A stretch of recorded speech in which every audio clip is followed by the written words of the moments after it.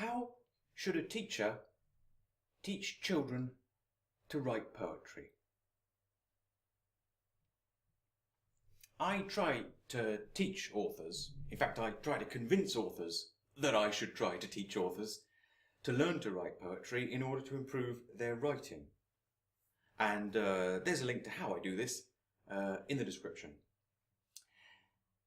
But in fact, because so many people, when you teach them poetry, are coming to writing it the first time, children and adults alike actually both need the same things to help guide them when attempting poetry for the first time.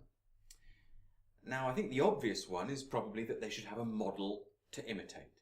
And it's probably best to stick to a couple of simple forms of poetry and then show a lot of examples of them.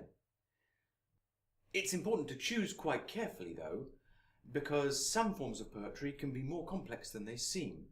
I find it quite difficult to teach people Clara Hughes or Ogden Nash's animal poems, for example.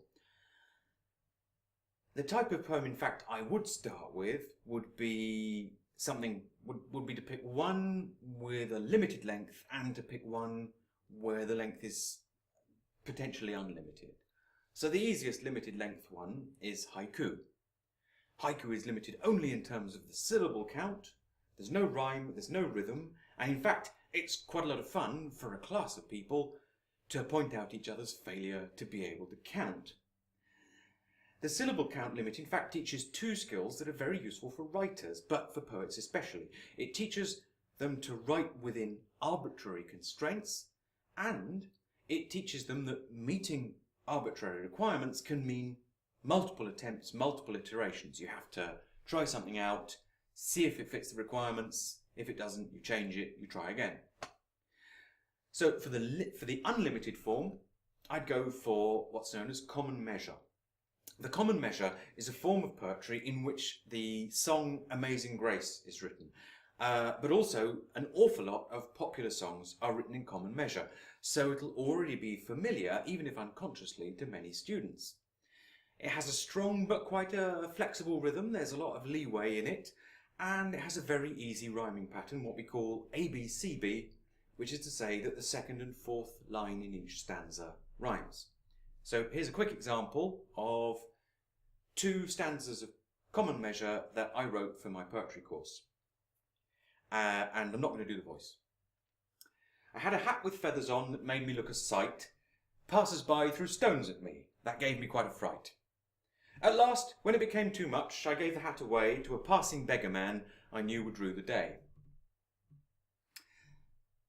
So, and I hope my example illustrates it, to the second thing that your students need, which is license.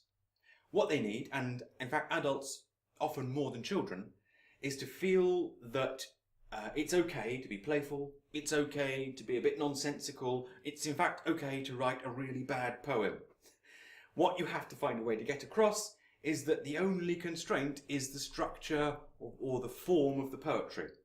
For the actual words, they can do anything they like, and it doesn't matter if the only person in the room who likes their poem is them. Now, this might seem obvious to you, but in fact there are lots of unconsciously received ideas about poetry and about what poetry should be, so it can help to be ready to give a response to those received ideas. For instance, I consider it a triumph when a student who writes their first poem writes a poem that makes no sense whatsoever. They write a poem that breaks all the rules of syntax and grammar, but all the words are real English words, and they all fit into the required rhythmic structure. Even better if it rhymes as well.